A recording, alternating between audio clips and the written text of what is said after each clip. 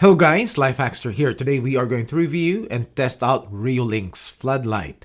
This has a separate area on the Reolink app under IoT or Internet of Things. And the main feature of these floodlights are their ability to be linked to compatible Reolink cameras, which are currently limited to the Reolink Duo 2 and the Trackmix at this time. And other models will be compatible soon. But I'm not saying compatibility with their regular NVR IP cameras, hoping that they will be adding it eventually. We are going to check out its features, do a quick unboxing, setup, install, and link it to my Duo 2 and Trackmix and see how it performs. Also, thank you Reolink for sending me these floodlights for me to review, and which by the way has two models, a PoE or Power over Ethernet and Wi-Fi versions. The floodlights has 2000 lumen output and with a 4200 Kelvin color temperature. Not too white, not too yellow. It is weatherproof with an IP65 rating. It has 3 lighting modes. The default is the Smart Night mode, which the floodlight will only turn on when motion is detected at night. We have the Scheduled mode where you can set the time for the floodlight to turn on and off. And we have the Auto On mode, which is dusk to dawn. And when it detects motion, you can set the lights to be brighter. And the unique feature, and probably why you're going to buy this, is that it can be linked to compatible Reolink cameras, which will act as a trigger and will turn on the floodlights, and you can also set the siren to go off when the camera switches to night vision or color, detects a person, vehicle, or pet, and or all motion. Plus, the floodlights will definitely improve the video quality of Reolink cameras at night. Let's talk about its power supply. Remember, these floodlights are wired, and this is my main reservation with these floodlights, and I'll talk more about this later in the video. We have the PoE version or Power over Ethernet, and you only need one Ethernet cable if you hook this up to a PoE injector or PoE switch, or the back of your NVR, or also directly to your router, but you need to plug it into a 12-volt power supply. Then we have the Wi-Fi version, which you will only need a 12-volt power supply and it will connect wirelessly to your Wi-Fi. Inside the box of the PoE version, we have a quick start guide, we have a short Ethernet cable, we have a metal mounting bracket, and mounting screws, plastic anchors, and a push pin. And we have the floodlight itself. The light's body is made of hard plastic, and the base of it is also plastic. We have the light sensor and the status light, and we have a PIR motion sensor. The lights can be adjusted side to side and also can be tilted up or down, which it can tilt way down. You have a lot of adjustability. On the bottom here, we have the speaker for the siren.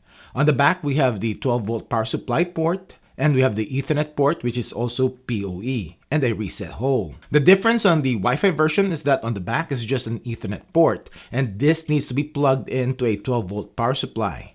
It also comes with a power adapter, 12 volts 2 amps, and a 4.5 meters or almost 15 feet of extension cable. Time to set this up. Open up the Reolink app, click the plus sign to add, scan the QR code which is on the back of the floodlight. And for the PoE version, plug in the Ethernet cable from your PoE injector or switch. Create a device password. Name your floodlight, and it is set up. For the Wi-Fi version, after scanning, choose which connection you want, and I'll just go with Wi-Fi. So I just need to plug in the power supply. Name your device, create a device password, connect to the floodlight's Wi-Fi, and it only connects to a 2.4 GHz Wi-Fi. Type in your Wi-Fi's password and it should be connected. As to the settings in the app, the floodlight will be on the IoT tab. You have an on and off switch. We have brightness level from 1 to 100.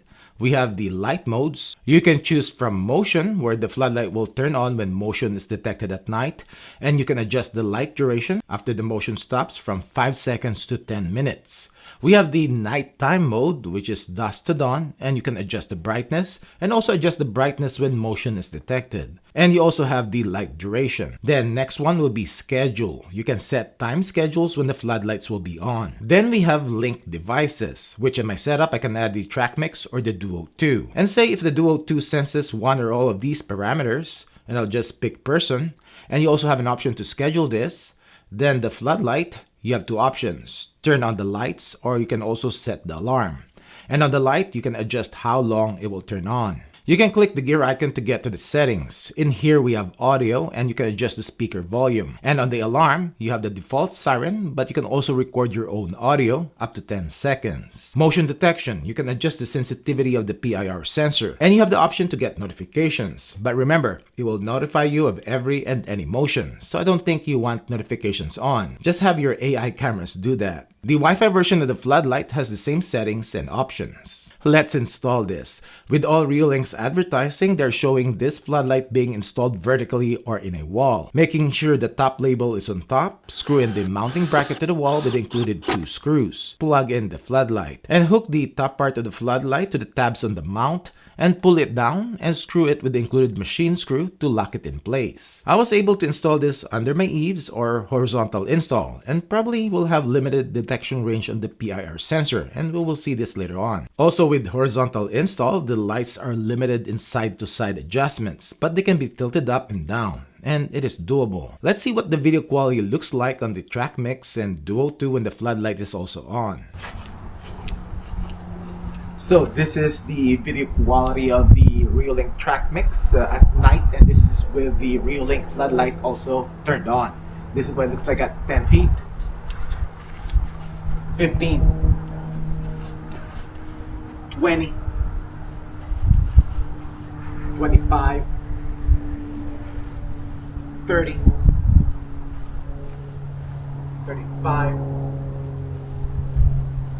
40.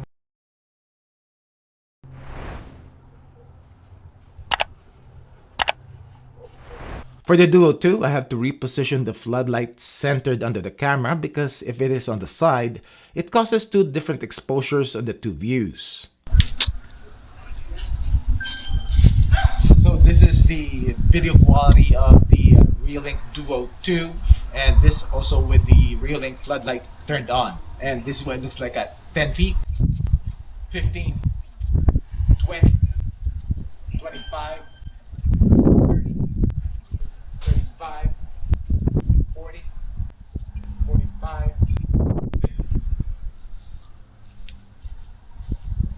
Alright, so first test will be my Duo 2 is linked with the floodlight, and when it senses a person, then it will turn on the floodlight and also sound the siren. So let's check it out. Oh yeah, I got the notification. And that was it. Huh. I'm still in the camera's field of view. It just triggered one time.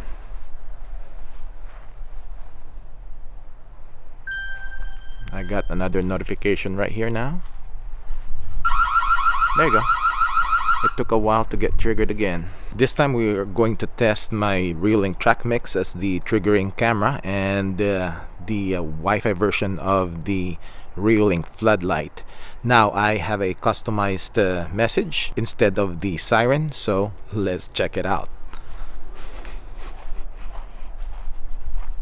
Light on. Hey, you're not allowed to be here. Get out. That's pretty cool. And I got the notification. You'll only... You're not allowed to be here. Get out. Not bad. We are going to test the maximum detection distance of the Reolink Floodlight, and I've set its PIR motion sensor to the highest sensitivity, and it's not linked to any of the cameras right now. And I'm gonna start at 40 feet and we'll see. Not at 40 feet. Let's go 35. Not at 35. Oh yeah, it got me at 35, around 35 feet then. Not at 25. How about 20 feet? Oh yeah, that's not bad. Detects at 20 feet.